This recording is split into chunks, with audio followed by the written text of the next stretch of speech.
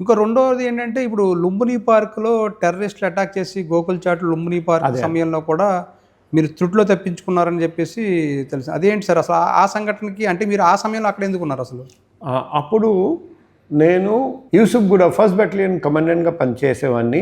ఆ రోజు శనివారం 25th August 2007 మా వైఫ్ పిల్లలతో కలిసి లుంబిని పార్క్ చూడ్డానికి వెళ్ళాను.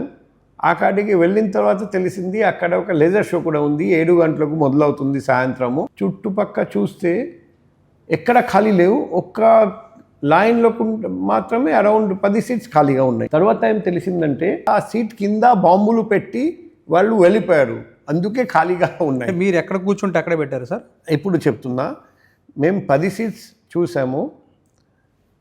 వాళ్ళు ఈ లోపల ఉన్న సీట్స్ కింద బాంబు పెట్టారు. నేను ఈ సైడ్లో 4 సీట్స్లో కూర్చున్నాను. అక్కడ వదిలేరు? అక్కడ నేను కూర్చోలేదు.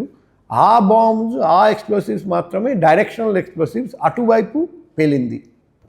కాబట్టి మా నలుగురికి ఎటువంటి నష్టం జరగలేదు. అటువైపు కూర్చున్న ఆడోలో ముందుడో వెనకలో 12 మంది చనిపోయారండి.